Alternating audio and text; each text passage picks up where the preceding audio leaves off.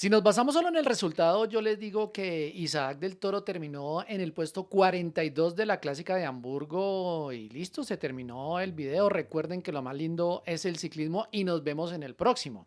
Eso pasa si nos basamos solo en el resultado. Pero no quisieran saber qué más pasó, si estuvo bien, si estuvo mal, qué fue lo que sucedió. Pues si nos quedamos simplemente con el puesto, hasta ahí podemos hablar. Pero siempre les he dicho, y ustedes que ya acostumbran a rodar en este lote, sabemos que vamos más allá para poder hacer un juicio más cercano a lo que sucede y no siempre criticar por simplemente que gana o que no gana X o Y corredor. Entonces, de eso se trata el video de hoy. Bienvenidos y vamos a rodar. Entremos en contexto para que sepamos todos exactamente qué sucedió. Recordemos que estamos hablando de la clásica de Hamburgo 2025, que en esta ocasión tenía 207,4 kilómetros y un circuito final, ¿no? Donde los participantes se enfrentaban 5 veces al Baseberg, una subida de 700 metros con una pendiente media del 9.1. Bastante dura la pendiente y una clásica en todo su esplendor, ¿no? Para romper piernas y para terminar definiendo de esa manera, que eso es lo que generalmente sucede en este tipo de carreras. Y aunque las escapadas precisamente no son protagonistas muchas veces o la mayoría de las veces porque no logran su fin, en esta ocasión sí nos tenemos que referir a la escapada porque fue por 10 metros nomás o de pronto menos, ya lo vamos a ver, pero la escapada cumplió con su objetivo y fue quedarse con ese primer lugar. La conformaron desde muy rápido, ¿no? Casi que desde los 200 kilómetros, 4 corredores. El belga Dries Potter del Intermarché, el suizo Johan Jacobs del Grupama, el portugués Nelson Oliveira del Movistar Team y el irlandés Rory Townsend del Q36.5 Pro Cycling. Pero todo se jugó realmente en las dos últimas subidas al Wasen, pero fue allí donde se prendieron los fuegos artificiales para el grupo principal, porque siempre los tuvieron ahí medidos, ¿no? Aunque les dieron alguna ventaja, 3 minutos, algo así, siempre los tuvieron medidos y ahí los llevaban para que tuvieran la posibilidad los velocistas o los ponchers de tener un final al embalaje y poderse imponer. Eso fue lo que creyeron y que finalmente les falló.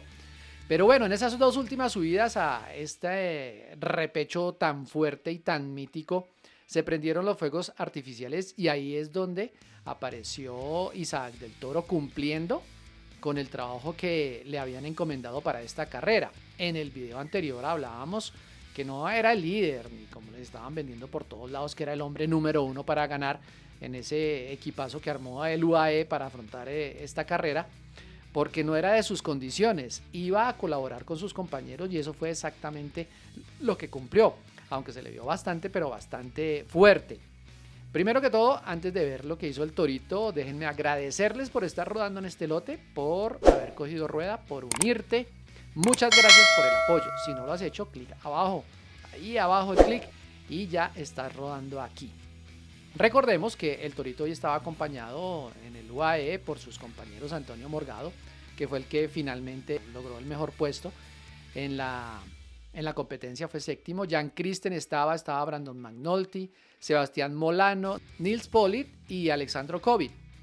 En el penúltimo paso por el Wasserberg vimos pasar al Torito entre los primeros lugares, ¿no? Entre los primeros ciclistas del pelotón que explotaba, y vean cómo los hacían sufrir los hombres que estaban adelante y que ponían un paso para tratar de romper en 1000 pedazos ese grupo y realmente lo lograban.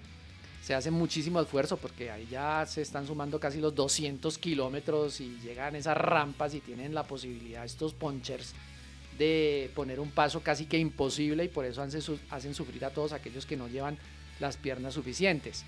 Y en el segundo, el pelotón nuevamente hacía lo mismo, apretaba, reducía ya la velocidad, la distancia, 53 segundos, justo antes de comenzar esa última ascensión. Y después vemos ahí como el Decathlon nuevamente estaba en la punta, atacaban en la cabeza. Y miren por la parte izquierda cómo salía del toro, con una fuerza impresionante, se le veía muy bien. Por el otro lado atacaba Matías Basek, volvía a acelerar y se marchaba precisamente con Del Toro. Ahí se les pegaba a Paul Magnier del Soudal y después se hacía un grupo como de 7 hombres. Pero en las dos subidas, la anterior que acabamos de ver y esta que fue la penúltima, aunque también se sumaba, por ejemplo, Brandon McNulty, compañero del Torito, y se unían algunos otros hombres, no supimos por qué se frenaron. Vimos incluso en algunas de las imágenes al Torito mirando para atrás, no sé si estaban esperando que apareciera Molano, que realmente no había resistido el paso, o qué sucedía, pero no tomaron la decisión. Tampoco encontraron colaboración y entonces esa indecisión los mató, porque permitieron en las dos oportunidades, tanto en la anterior como en esta, que se uniera todo el grupo y ahí ya todo quedó para que se jugara la victoria al embalaje. Por lo menos eso es lo que todos creíamos a esa altura de la carrera. Ya a falta de 4 kilómetros para la línea de meta, pues la diferencia era apenas de 15 segundos. Entonces, no, aquí viene un sprint masivo porque no van a aguantar. Pero ¿qué pasó? Que midieron mal, porque en esos últimos metros, cuando ya el pelotón parecía que se les iba encima y los iba a devorar, como generalmente sucede, el irlandés Rory Townsend aceleró porque todavía tenía algo en las piernas. Y ese impulso que tomó ahí hasta la línea de meta, pues le alcanzó para imponerse por casi nada a Arnaud Delis, que fue el que terminó segundo. Incluso podemos ver ahí en las imágenes cómo Arnaud le pega al manubrio con fuerza porque se le escapó la victoria de una manera que no tenían calculada. Y a propósito de cálculo, pues fue que calcularon muy mal. 10 metros antes que se vayan por ellos y lo alcanzan, pero midieron mal y por eso la fuga tuvo su recompensa y en este caso Rory Townsend dio la sorpresa y se quedó con la victoria. Delis, como les decía, fue segundo, Magnier tercero, Philipsen cuarto y Danny Van Poppel fue el quinto. De los nuestros, Del Toro terminó en el puesto 42 a 30 segundos. Ustedes dirían, bueno, pero ¿por qué pierde 30 segundos? Ya no importaba, ahí es una clásica, una carrera que termina ese mismo día y para qué meterse en un embalaje donde de pronto podría sufrir una caída y cuando ya realmente no tenía opciones con estos rematadores. Molano terminó 74 a 209 y Gaviria no terminó la competencia.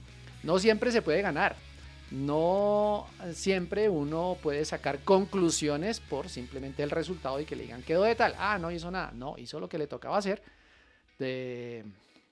trabajó para su equipo, lo hizo muy bien.